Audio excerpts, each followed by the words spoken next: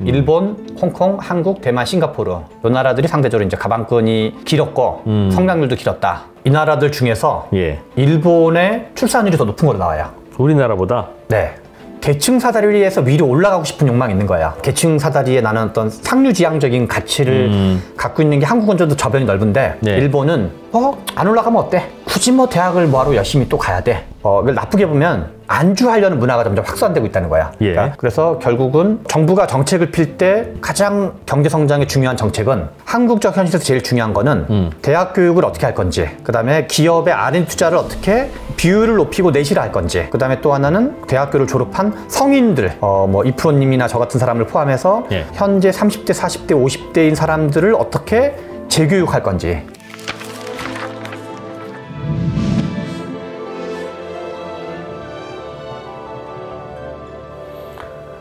여러분 반갑습니다.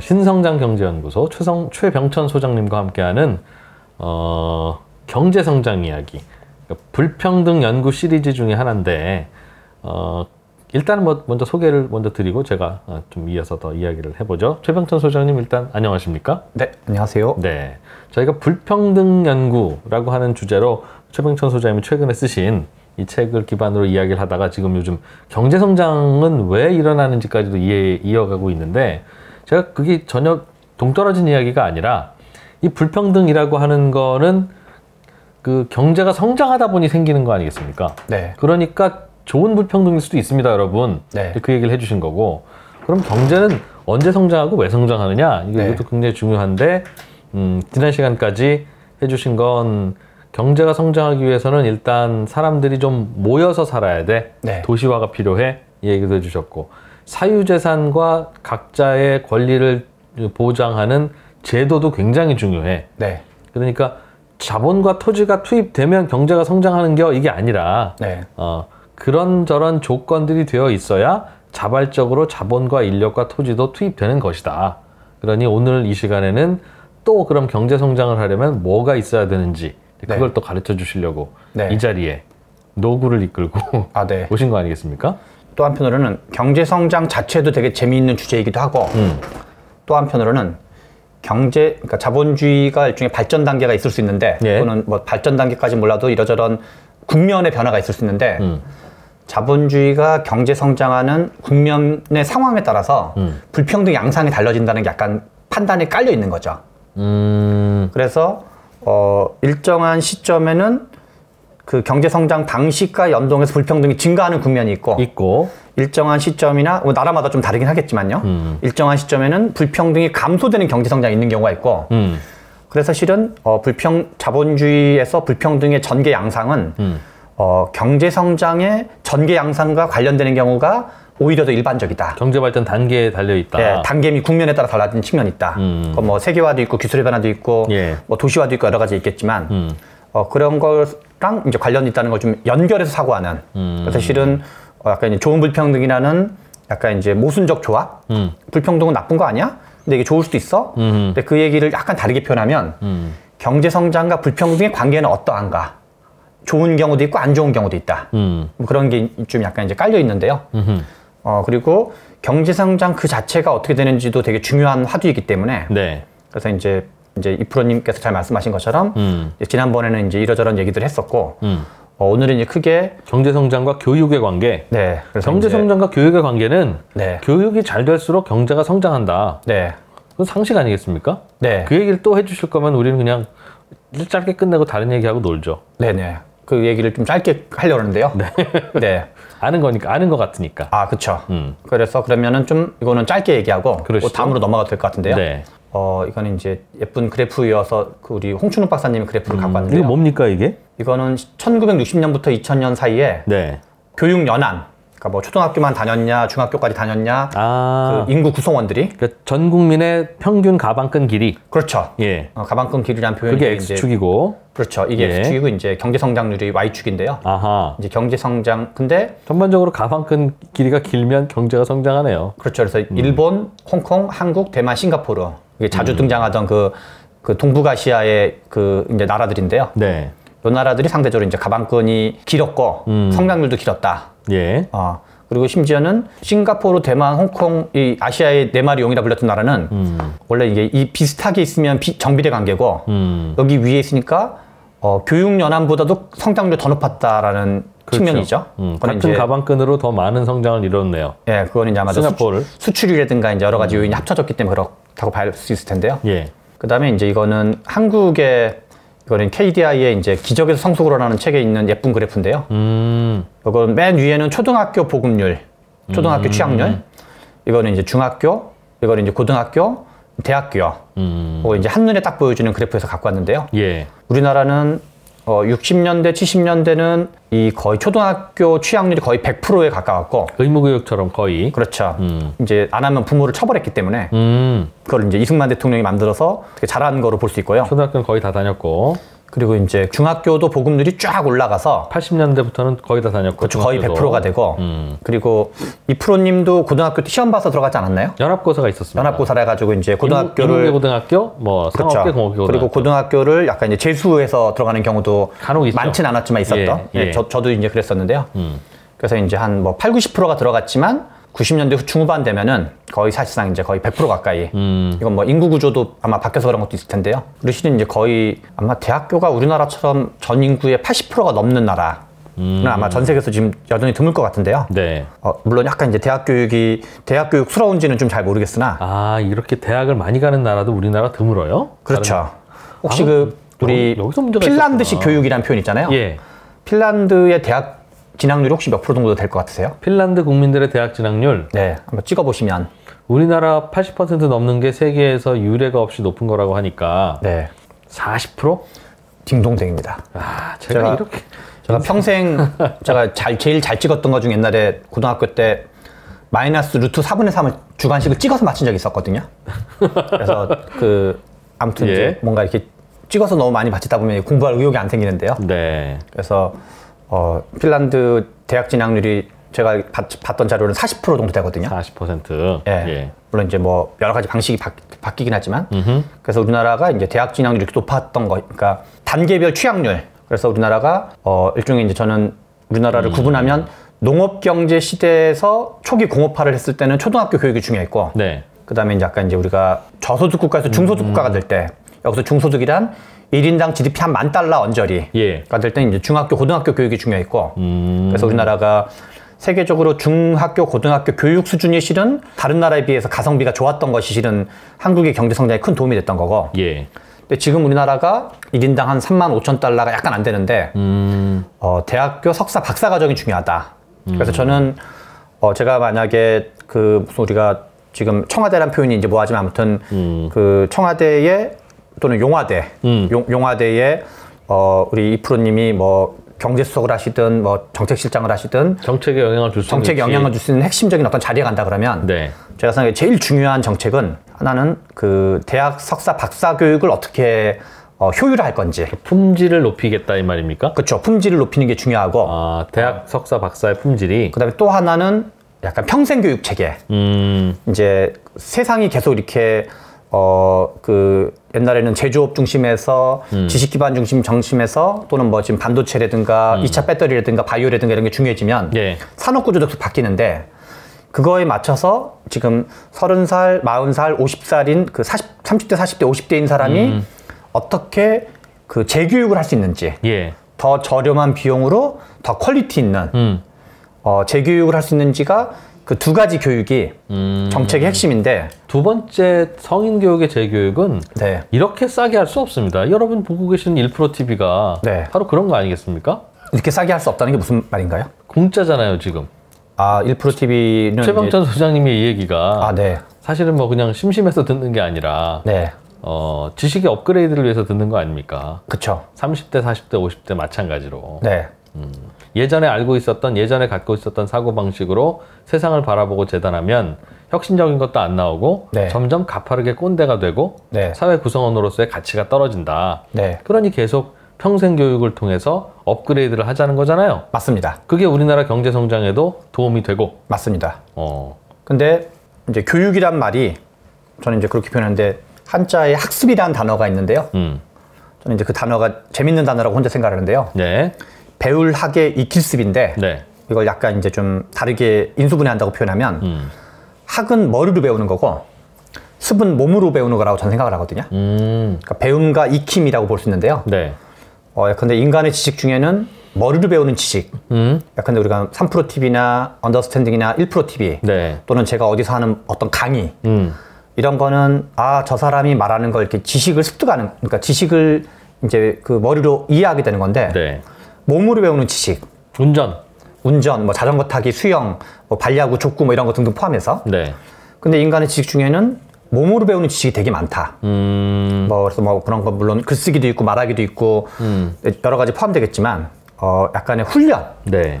그래서 실은 성인이 된 분들을 대상으로 한 20대, 30대, 40대, 50대에 해당하는 분들의 어떤 평생 교육 또는 재교육 체계는 3프로TV 같은 이런 어떤 이제 그 어떤 유튜브라든가 아니면 이제 그 이 방송을 매개로 해서 지식을 배우는 것도 중요하지만 그 지식을 배우는 거와 연계한 몸으로 익히는 거를 연계한 교육. 이 필요하다? 그쵸. 그래서 이제 배움과 익힘 두 가지가 결합돼야지 이제 그래야지만 소득을 창출할 수 있는 정도까지 제 생각엔 좀 하게 될 수 있지 않을까. 근데 익히는 게 예를 들면 뭐라고 하셨죠? 아까 전에는 이제 약간 뭐 자전거 타기 같은 걸 비유했었는데요. 그러니까 자전거를 잘 탄다고 소득이 늘어납니까? 근데 이제 예컨대 저는 이제 글쓰기 강좌 옛날 잠깐 논술학원에 있은 적이 있었는데요. 글쓰기 강사 입장에서 제일 중요한 것 중에 하나가 첨삭이 제일 중요하다고 생각을 하거든요. 네. 첨삭은 뭐냐면 글쓰기 교육을 만약에 제가 한 5강을 했다. 그러면은 그 듣는 분들이 뭐 돈을 얼마를 냈건 실제로 그분들이 배우는 건 뭐냐면 최병천 저 사람 말 잘한다까지를 배우는 거예요. 듣고만 있으면. 그쵸. 내가 글을 써봐야 한다. 그러니까 본인이 글 잘 쓰는 거에 도움이 되는 게 아니라. 그렇지. 최병천이 말을 잘한다는 것까지를 배우는 거예요. 우리의 모든 학습은 그 사실 선생님 실력 구경이죠. 그쵸. 그래서 논술학원에서 원래 이제 그 논술학원에서 강사가 하는 거는 세속적으로 표현하면 이렇게 썰을 풀거나 구라를 해가지고 풀어가지고 와, 저 사람 참 똑똑하고 아는 거 많고 말도 잘하고 저 사람 되게 잘났구나라는 걸 배우는 거지. 네. 그래서 딱 그 책상에 앉아가지고 내가 글 쓰려고 그러면 여전히 그 자리 처음이랑 똑같은 거죠. 내 글 수 있는 거에는 아무 도움이 안 되거든요. 그래서 실은 이제 이 글쓰기를 공부하려고 그러면 그 이제 실은 글쓰기라는 건 여전히 이제 다양하게 사람들이 욕구가 많은데 그런 것도 이제 많이 써봐야 되거든요. 예. 써가지고 이제 계속 고쳐서 다시 써버리는 거를 해야지만 이제 이게 실력이 좋아지는 것처럼 뭐 우리가 이제 무슨 프로그램을 만들거나 아니면 이제 코딩을 하거나 아니면 뭐 그 데이터 가지고 뭔가 이렇게 만들거나 역시도 이제 약간의 시행착오를 거치면서 해봐야지 이제 된다고 생각하는 거죠. 예. 네. 그래서 이제 그런 거와 관련된 교육이 이제 중요하다라는 거를 좀 얘기해서 지금 우리나라는 우리나라 하여튼 가방끈이 기네요. 네. 그래서 이제 이게 죄송합니다. 가방끈 긴 게 이게 우리나라 저출생의 혹시 원인은 아닐까요?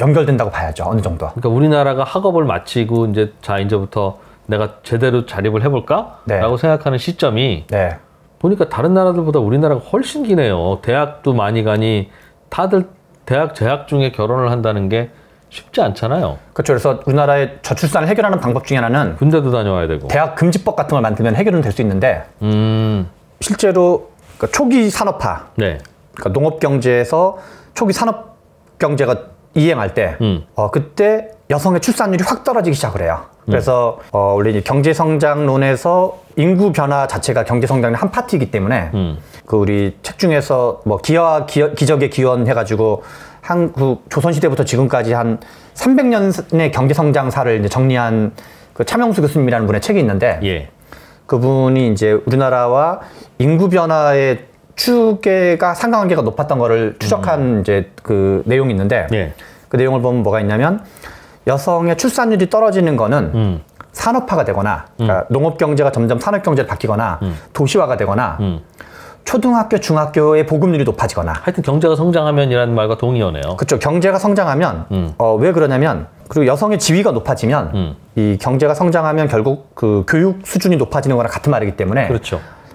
예컨대 10명, 저희 어머님이 10남매였고 제가 5남매였는데요.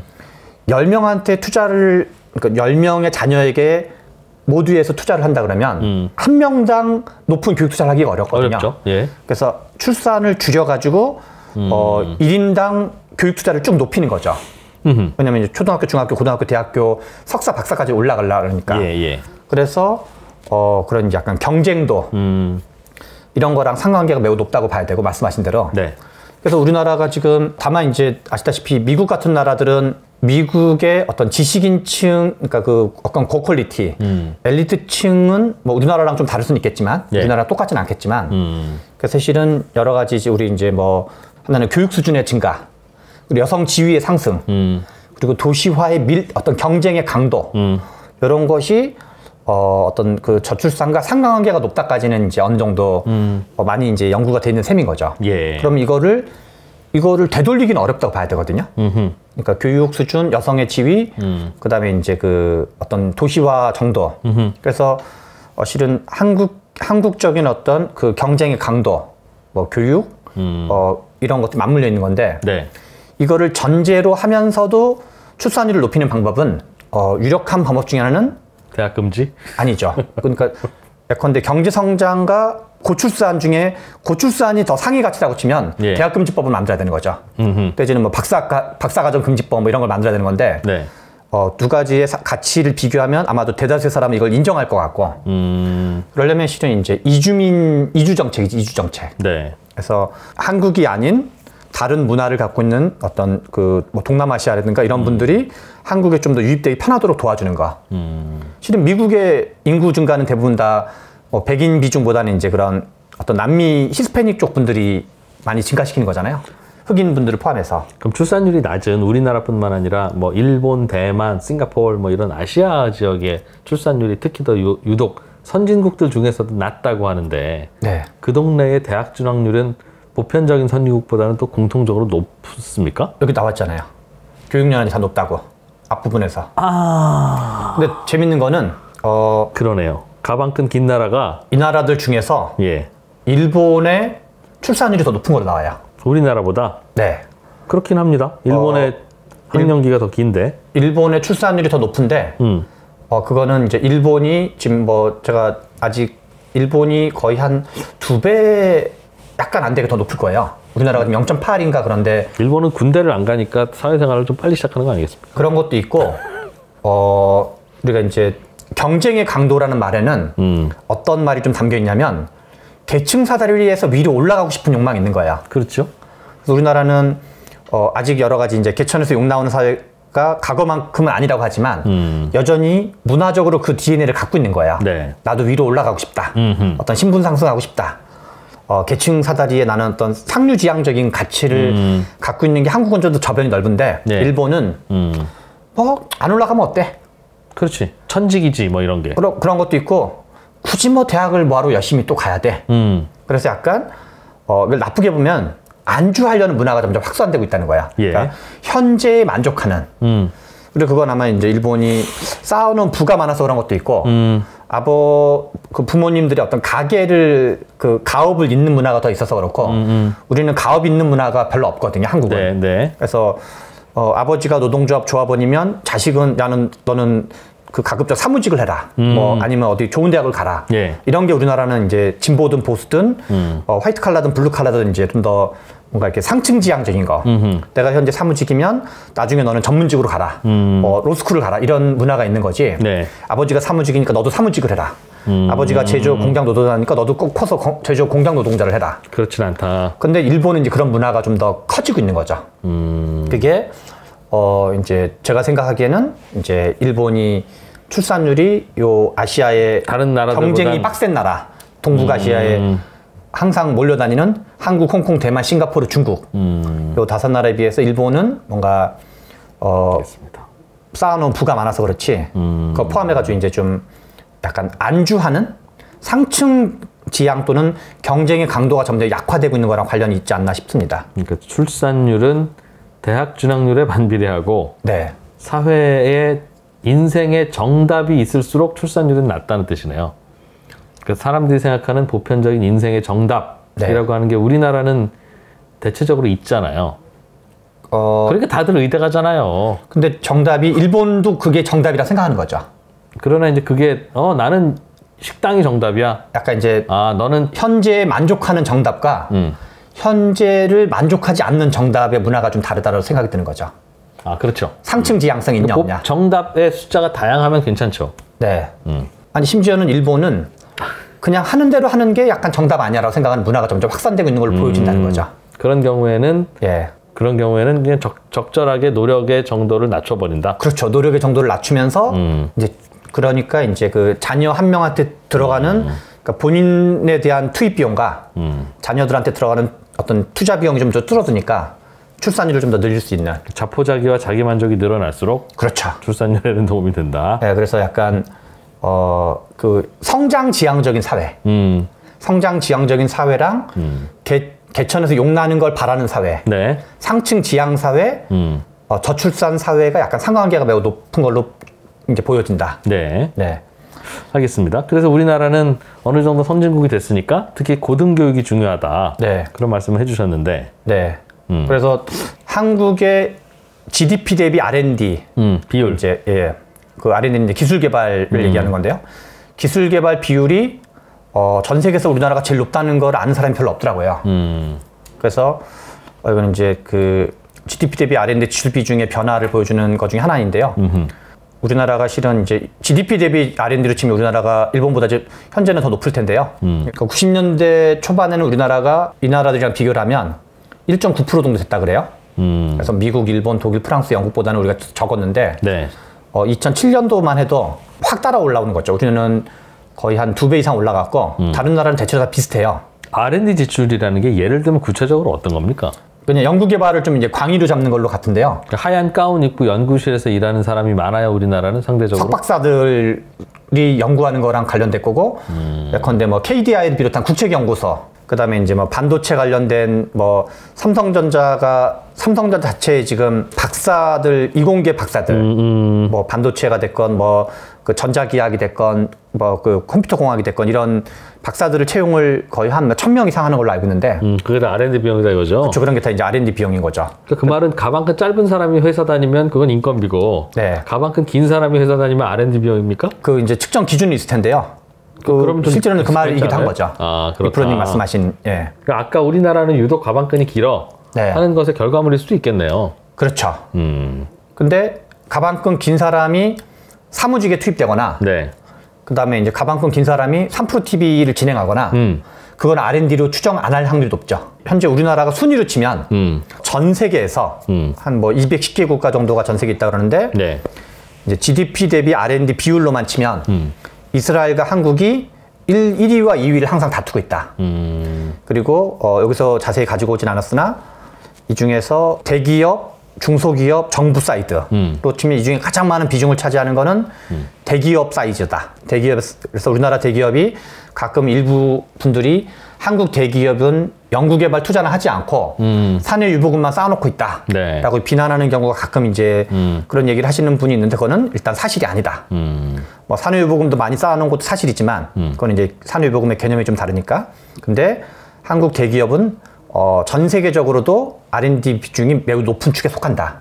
뭐, 그래서 이제, 그래서 결국은 정부가 정책을 필 때, 현재 우리나라가 1인당 GDP가 35,000달러 내외가 됐을 때, 가장 경제 성장에 중요한 정책은, 앞에 얘기들은 과거에 중요했던 정책들, 네. 또는 앞으로 이제 개발도상국이 되고자 하는 나라들이 중요한 정책들이라면, 뭐 도시와 뭐 초등학교, 중학교, 고등학교 이런 과정이, 예.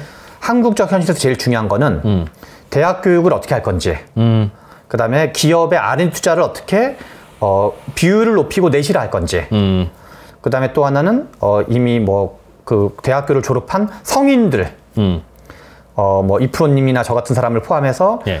현재 30대, 40대, 50대인 사람들을 어떻게 재교육할 건지, 이 세 가지 정책이 한국의 경제 성장에서 가장 중요한 정책으로 볼 수가 있다.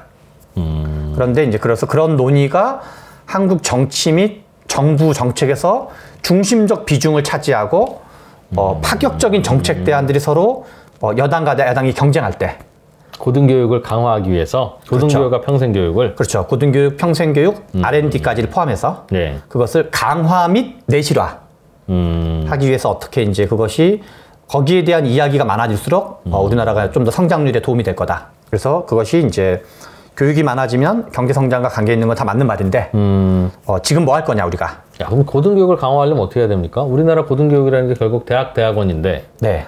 대학원인 우리나라 국민들이 진학해서 교수님한테 배우는 거잖아요. 네, 맞습니다. 근데 앞으로 그걸 개혁한다고 해서 그럼 우리나라 사람들이 진학 안 하고 뭐 중국, 일본에서 와서 진학하게 하는 건 아니지 않습니까? 그럼 학생은 변함이 없고, 근데 교육은 바꿔야 되면 네. 교수님들 다 바꿔야 되네요. 대학교 석사, 박사 과정의 교육을 수준을 높인다는 말과 제가 생각하기에 그냥 단순하게 같은 말은 투자하는 돈을 늘리는 거예요. 교수님들의 질, 그리고 또는 그 프로그램 및 시설의 질. 예컨대 이제 우리 편의상 문과와 이과가 있다고 치면 예컨대 반도체가 점점 반도체 수준이 발달하면 네. 이게 실은 그 뭐 나노 단위로 간다 그러면은 실은 뭐 물리학 단계를 넘어서 양자역학이라든가 뭐 이런 여러 가지 기초과학 단계가 중요해질 거잖아요. 예. 화학, 소재 뭐 이런 게. 그렇죠. 그러면 그런 거는 실험을 하고 연구를 하는 게 있고, 그리고 없던 거를 연구하려고 그러면은 계속 시행착오도 많이 겪어야 되거든요. 네. 근데 그거를 뭔가 이렇게 세계적으로 더 유능하고 비싼 교수들, 그리고 유능하고 그러니까 더 비싼 시설들. 네. 근데 우리가 병원에 입원을 했는데 MRA나 CT 같은 건 시설은 한 개도 없고 청진기 하나 가지고 화타역하라는 거는 쉽지 않거든요. 그렇죠. 예. 그리고 현대의학이라는 건 결국 여러 가지 첨단 설비를 필요로 하는 것처럼, 네. 그래서 어떤 기업의 경쟁력이라는 것도 결국은 첨단 설비와 연동해서 계속 연구를 돼야 되는 건데, 그런 측면에서 제가 이제 이 책에서는 등록금 동결은 나쁜 정책이다. 정부가 주는 뭐 반값 등록금이 됐건 뭐 학자금 융자가 됐건 뭐가 됐건 정부의 입김은 더 세지고, 네. 정부는 정치적인 논리로부터 완전히 자유로울 수가 없거든요. 그러면 지방에 경쟁력 없는 대학은 점진적으로 소멸하는 게 더 우리나라에 좋을 수 있는데, 네. 약간 뭐랄까 이렇게 우리 기업에서는 좀비 기업이란 말처럼 약간 좀비 대학을 연명해 주는 거를 하게 된다든가. 네. 그래서 저는 이제 그렇다고 정부가 등록금을 다 대주는 거는 결국 정부 재원은 큰 틀로 보면 경제 성장률과 연동돼 있는 거고, 근데 교육은 경제 성장률이 어떻든가 무관하게 일정한 정도 계속 올라가는 게 중요하거든요. 예. 그래서 우리가 이제 근데 우리나라는 지금 어떤 중에 학생들 및 학부모들의 등록금, 그다음에 미국 같은 경우는 이제 기부금 제도. 근데 그 기부금 제도는 실은 기부금 입학제랑 연동돼 있는 경우가 많고, 그리고 어떤 정부의 재정 지원 이런 게 있는데, 한국은 기부금 입학제는 다 막아놓고 등록금 동결도 막아놓고 정부 재정 지원은 좀 어차피 한정된 금액일 수밖에 없고, 그러면 이제 교육 투자가 점점점 줄어들 여지가 있다는 거죠. 그래서 실제로 초등학교, 중학교, 고등학교의 교육 투자 증가율에 비해서 대학교의 교육비 증가율은 현저하게 낮아요. 우리나라에서. 우리나라 예산이 가는 게? 그쵸. 그래서 일단은 이제 저소득층한테는 장학금을 두둑하게 주더라도, 네. 뭐 모두에게 반값 등록금을 주는 거라든가, 그다음에 등록금을 동결하는 정책은, 그러니까 저소득층인 친구들이 등록금 고민 때문에 교육을 못 받게 하는 거는 정부가 적절한 방식으로 해결하는 게 맞는 거고, 네.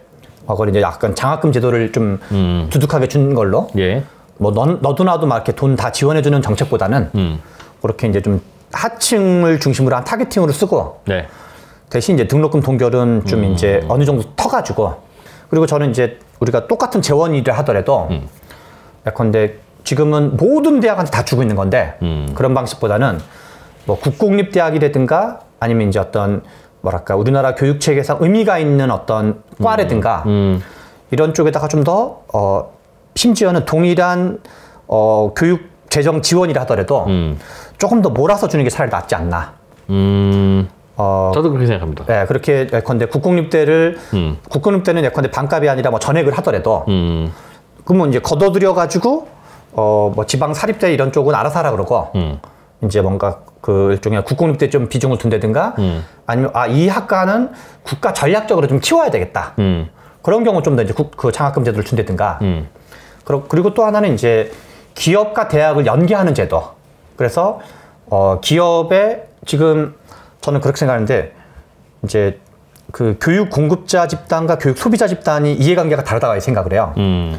대학교나 교수들은 과거에 배우는 걸 현재 가르치려고 하는 사람들이고, 예.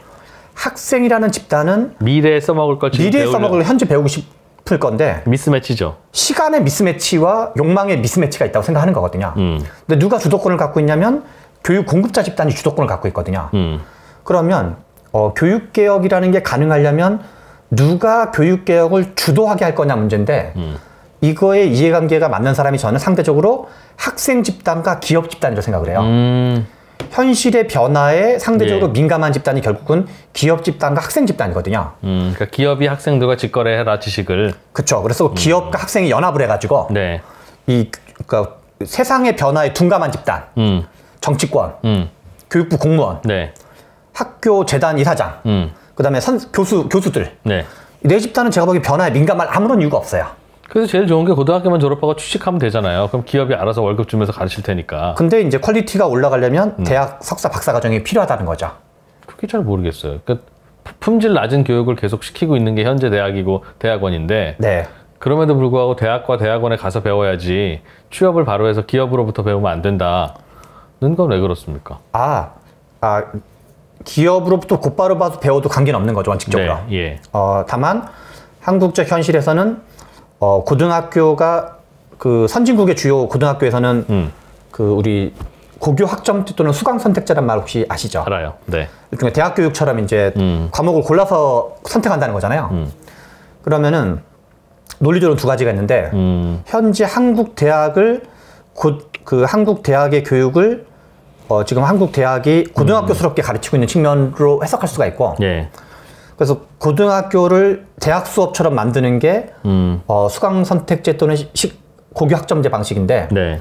이 제도 변화가 더 쉬운지 대학을 좀 더 뭐랄까 이 선진국의 고등학교처럼 내실화 한다 그럴까요? 한국 대학을 네.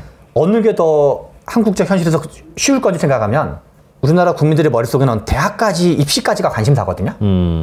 그래서 지금 이제 문재인 정부가 고교 학점제 또는 수강 선택제를 고교 수강 선택제를 얘기했지만 이게 잘 안 됐어요.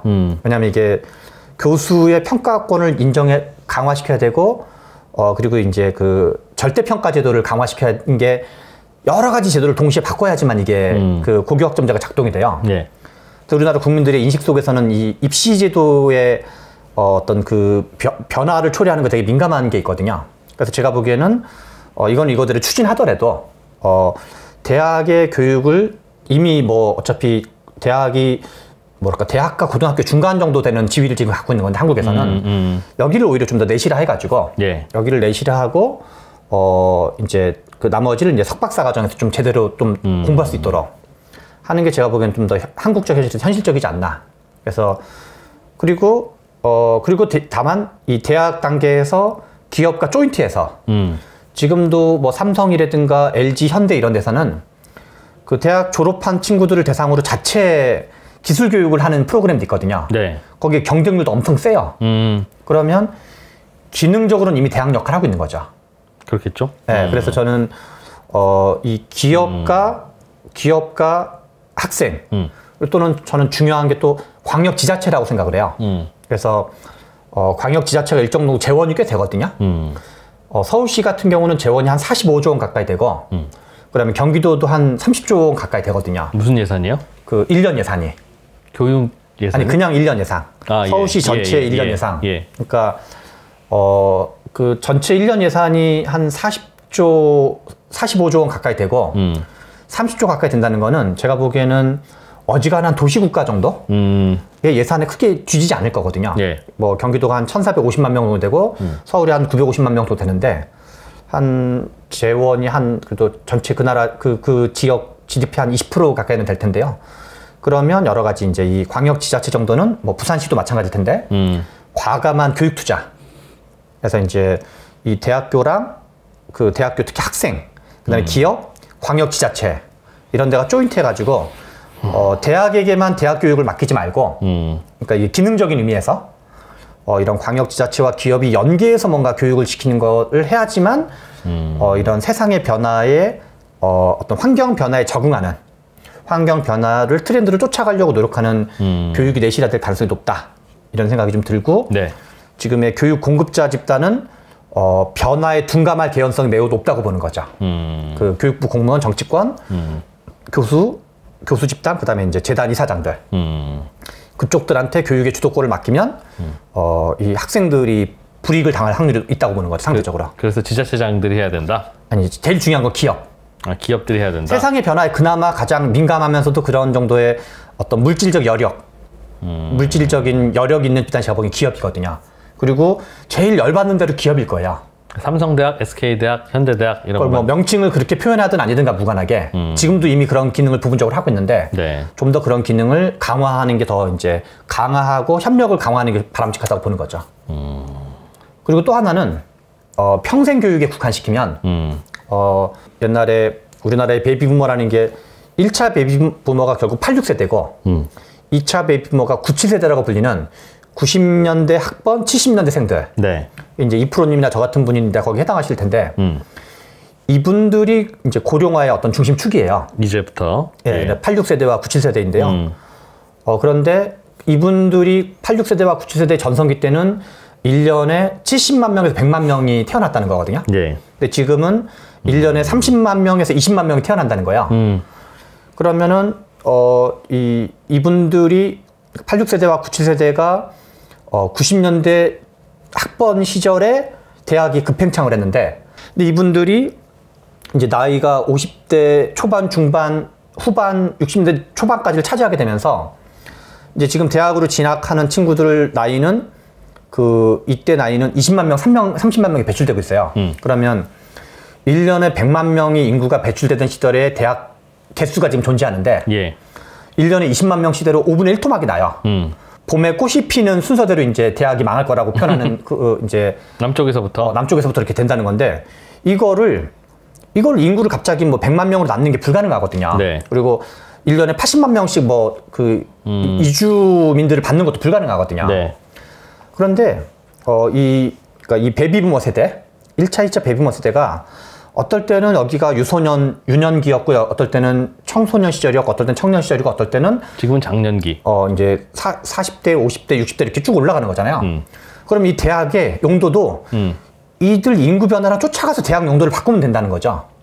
약간 극단적으로 말하면 지금 대학을 한 절반 정도는 신입생 노년대학으로 바꿔라. 수명이 좀 길어지긴 하겠습니다만 이 대학을 너네는 신입생 받지 마라. 그러니까 20대는 받는 걸 법으로 금지하고 네.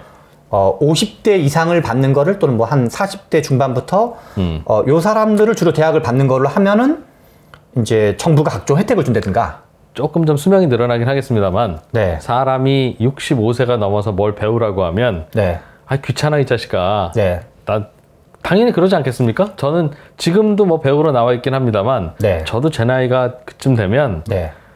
야, 이 나이에 뭘 배워서 뭐 하겠는가 하는 게 아마 주류이자 대세일 거예요. 근데 이제 우리나라는 이프로님 말씀도 맞는 말인데 우리는 수명과 무관하게 배우는 거 싫어하는데 학교 다니는 길도 싫고 이제 뭐 이렇게 하루 종일 유튜브 보고 이제 네. 이런 게 넷플릭스 보고 이런 게 더 재밌는데 우리나라는 노인 자살률이 되게 높아요. 노인 자살률? 네. 그리고 노인 어르신들 경제활동 참가율이 전 세계 1위예요. 몇 차례 말씀드렸었지만 네. 왜 그러냐면 일하지 않으면 죽거든요. 일하지 않으면 죽고 그다음에 우리나라 중산층 노인도 이렇게 약간 안정적인 중산층 노인을 볼 수가 없거든요. 그래서 그리고 자녀들의 교육비는 계속 올라가고 있고 그래서 이 사람들이 노인대학을 다니면 소득 증대에 도움이 된다. 라는 것이 실제로 상관관계가 높으면 일자리가 생긴다.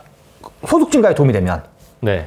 이 프로님은 이제 뭐 연금이나 등등 얼마나 모으셨는지 모르지만 저 같은 경우 이제 이 책 쓴 듯하고 공무원 연금이 다 털어가지고 노후 연금이 빵원이에요 실제로. 네. 그래서 저는 이제 뭐랄까 쌓아놓은 게 별로 없는데 저는 우리나라에서 특히 50대가 느끼는 불안이 지금 여러 가지 통계 여론조사라든가 여러 가지 데이터를 보면 되게 높게 나오거든요. 나오죠. 엄청 예. 높게 나오거든요. 예. 우리가 뭐 정치적으로는 청년 문제가 좀 더 쟁점화돼 있지만 50대가 느끼는 노후 불안은 엄청나게 높은 수준이거든요. 예. 그래서 이거를 국가가 다 뭐 연금으로 커버하는 건 불가능한 거고 오히려 이분들의 역량을 도와줘서 역량을 도와주는 거에는 국가가 좀 지출을 소득 활동을 하게 하자. 그렇죠. 역량을 길러서 그걸 뭐 글쓰기를 하든 장사를 하든 유튜브를 기술을 가르치든 뭐 줌 기술을 가르치든 이러저런 기술을 가르쳐서 그리고 또 하나는 인간의 지식 중에는 짬밥이 될수록 지식이나 노하우가 늘어나는 게 있거든요.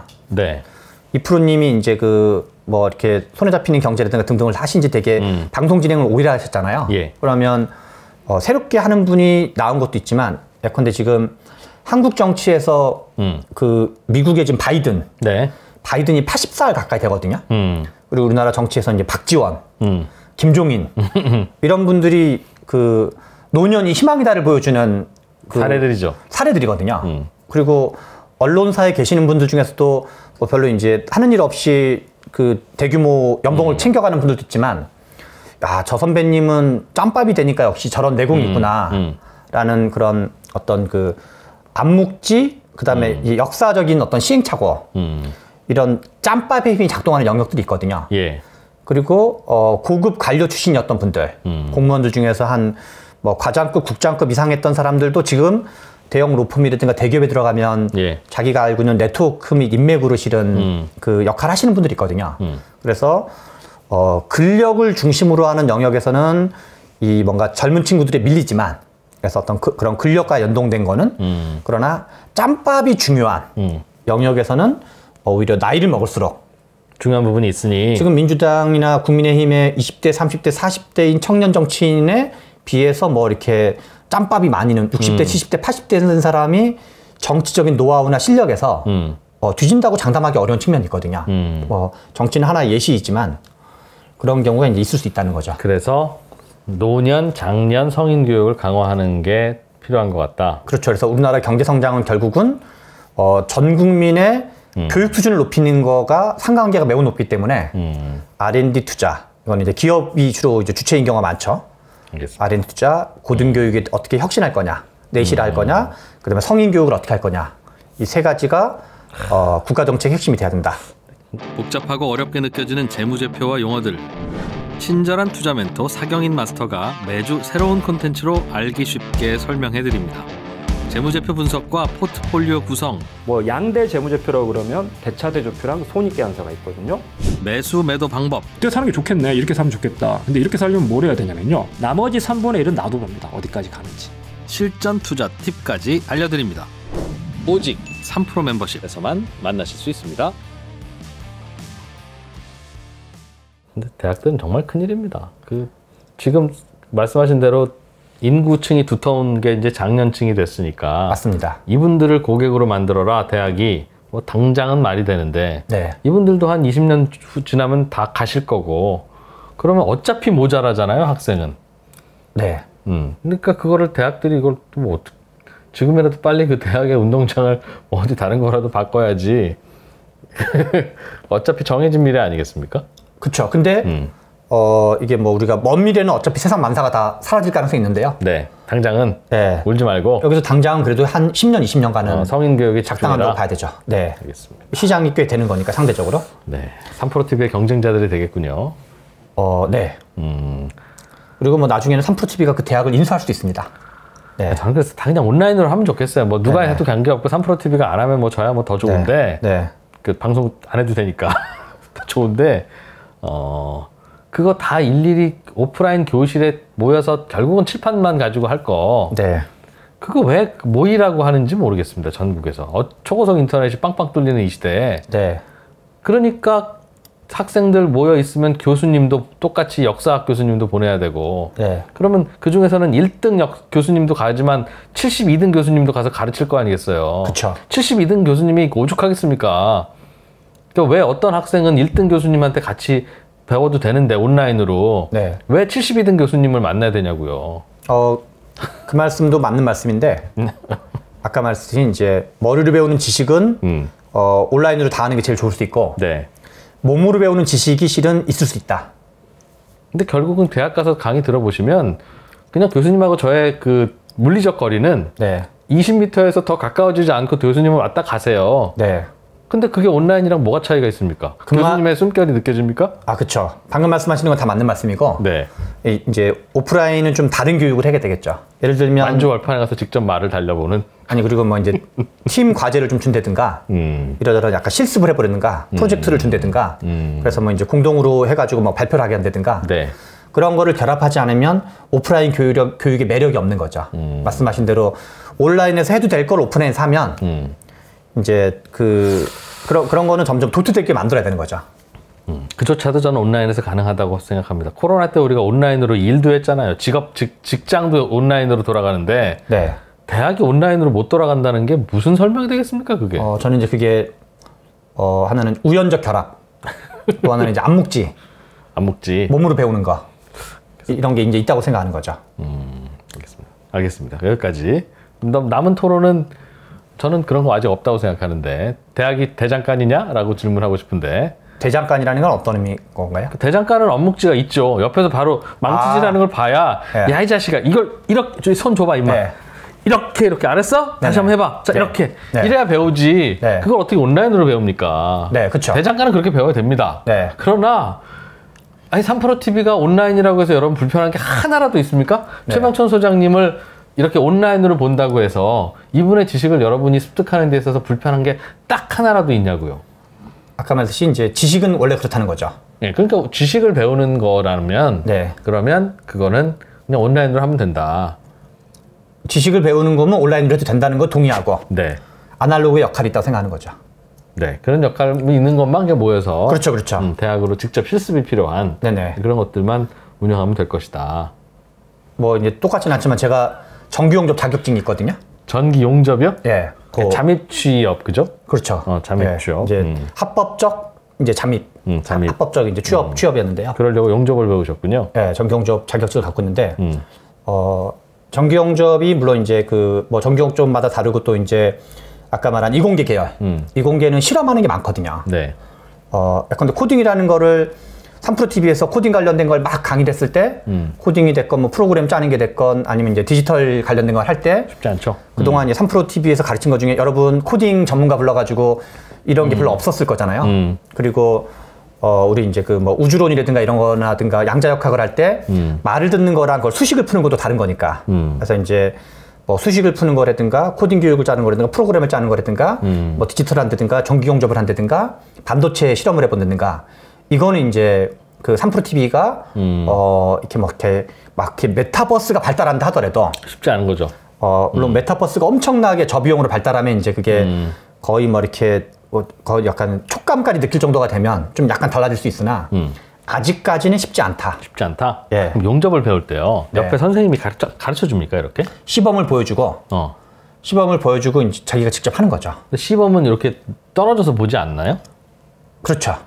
그럼 어차피 그걸 화면으로 봐도 똑같지 않습니까? 어차피 해보는 건 내가 해보더라도. 근데 이제 그 감이 있거든요.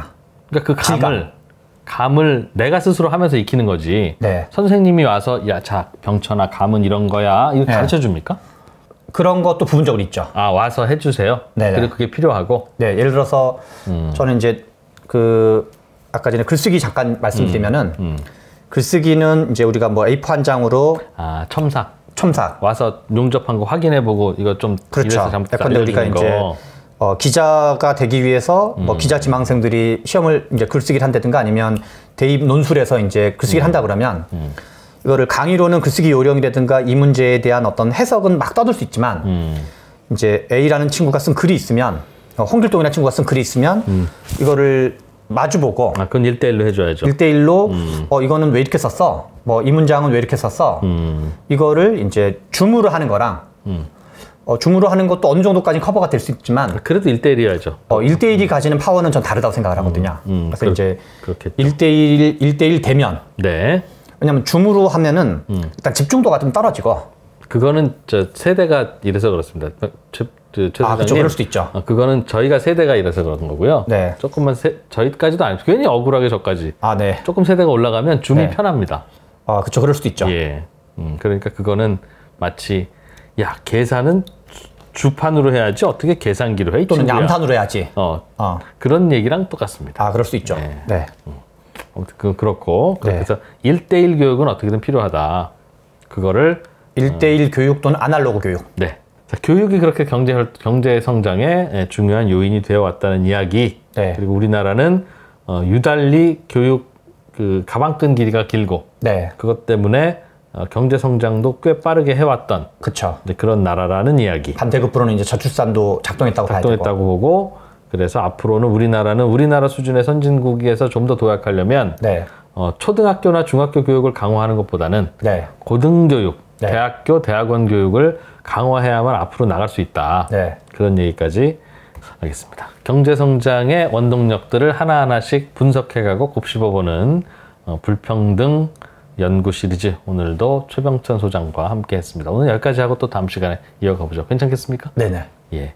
용접공 최병천 소장님이었습니다. 고맙습니다. 네, 감사합니다.